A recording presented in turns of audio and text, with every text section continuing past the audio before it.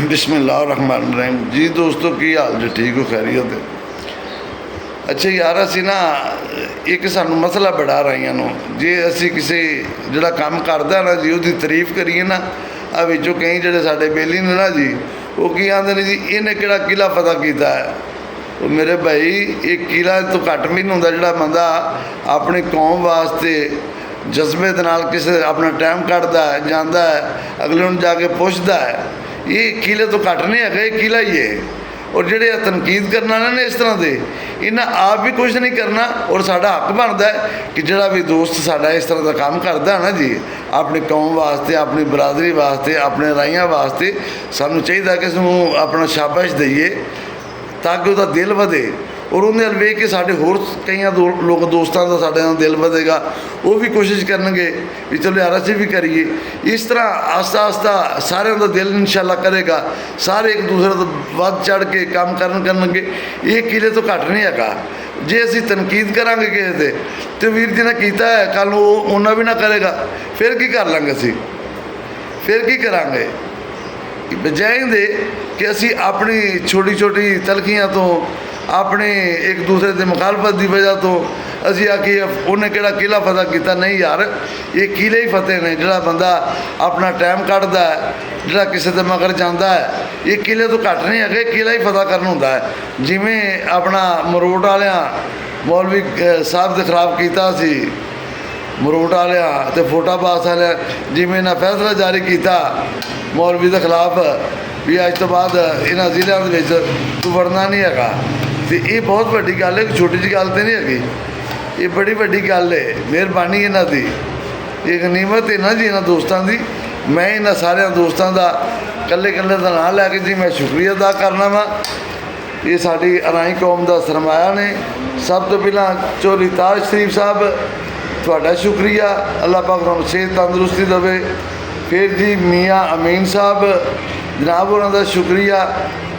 उस तो बाद आ जाते हैं मियाँ बाबर साहब जी, मियाँ बाबर साहब थोड़ा भी शुक्रिया। उस तो बाद चौधरी मनसब साहब जनाब उन्होंने भी राई कौम वालों जी शुक्रिया। फिर उस तो बाद आ जाता अजूब एडवोकेट साहब थोड़ा भी भाईजान शुक्रिया। उस तो बाद चौधरी नईम ये नुमाइंदा जी जंग ग्रुप का थोड़ा भी जनाब शुक्रिया अदा करने। चौधरी खालक लंबरदार साहब जनाब उन्होंने भी शुक्रिया मेहरबानी। फिर अगे आ जाते तार महमूद जी भाईजान थोड़ा भी शुक्रिया, अल्लाह पाक तुहानूं सेहत तंदुरुस्ती देवे। उस तो बाद आ जाता जी मोहम्मद अकरम भाईजान थोड़ा भी शुक्रिया।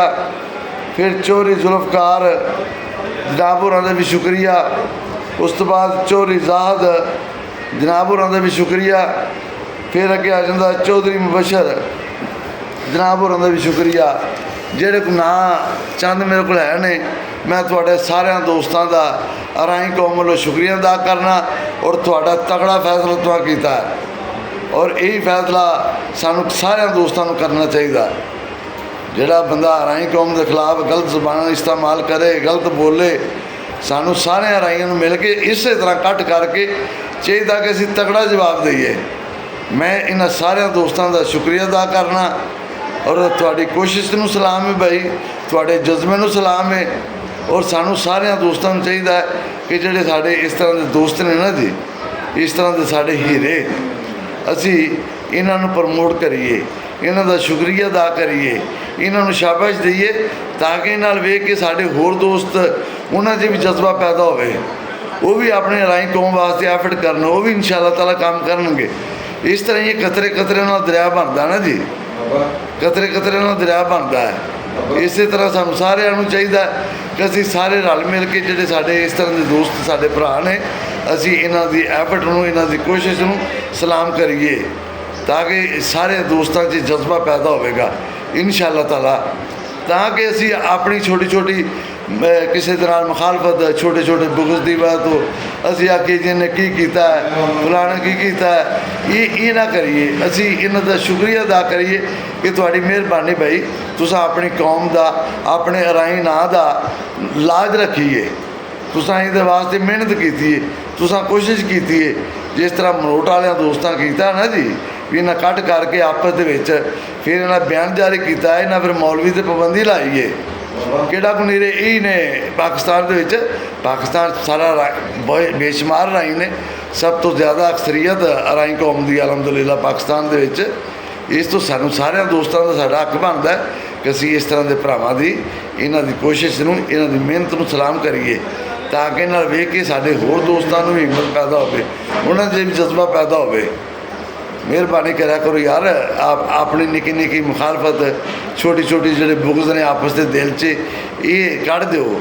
ਸਾਨੂੰ ਇੱਕ ਦੂਸਰੇ ਦੀ ਸਪੋਰਟ ਕਰਨੀ ਚਾਹੀਦੀ ਹੈ, ਅਸੀਂ ਇੱਕ ਦੂਸਰੇ ਦੀ ਮਦਦ ਕਰੀਏ, ਇੱਕ ਦੂਸਰੇ ਦੇ ਨਾਲ ਸ਼ਾਨਾ ਬਿਸ਼ਾਨਾ ਖਲੋਈਏ, ਇਹ ਸਾਡਾ ਮਕਸਦ ਹੋਣਾ ਚਾਹੀਦਾ ਹੈ। ਔਰ ਅਲਹਮਦੁਲਿਲਾ ਇਨਸ਼ਾਅੱਲਾ ਜਿੱਦਣ ਅਸੀਂ ਇਸ ਕੋਸ਼ਿਸ਼ 'ਚ ਕਾਮਯਾਬ ਹੋ ਗਏ ਔਰ ਇਨਸ਼ਾਅੱਲਾ ਸਾਰੇ ਇਕੱਠੇ ਹੋ ਜਾਣਗੇ ਅਲਹਮਦੁਲਿਲਾ।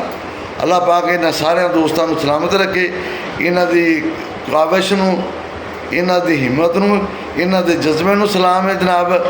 ਅੱਲਾਹ ਪਾਕ ਸਾਨੂੰ ਸਾਰਿਆਂ ਰਾਈਆਂ ਨੂੰ ਆਪਸ 'ਚ ਮਿਲ ਜੁਲ ਕੇ ਇਤਫਾਕ ਨਾਲ, ਪਿਆਰ ਨਾਲ, ਮੁਹੱਬਤ ਨਾਲ ਰਹਿਣ ਦੀ ਤੌਫੀਕ ਤਾ ਫਰਮਾਵੇ।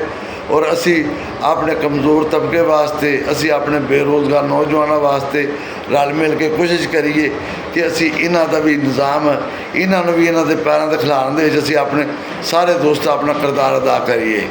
ਦੁਨੀਆ 'ਤੇ ਵੀ ਅੱਲਾਹ ਪਾਕ ਆਂਦਾ ਕਿ ਦੁਨੀਆ 'ਤੇ ਅਗਰ ਕੋਈ ਬੰਦਾ ਰਾਜ਼ੀ ਹੈ ਤਾਂ ਅੱਲਾਹ ਰਾਜ਼ੀ ਹੈ।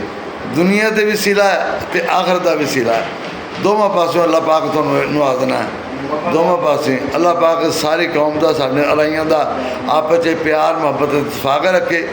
ਅਰਾਈ ਕੌਮ ਜ਼ਿੰਦਾਬਾਦ, ਪਾਕਿਸਤਾਨ ਜ਼ਿੰਦਾਬਾਦ। अस्सलाम वालेकुम जी।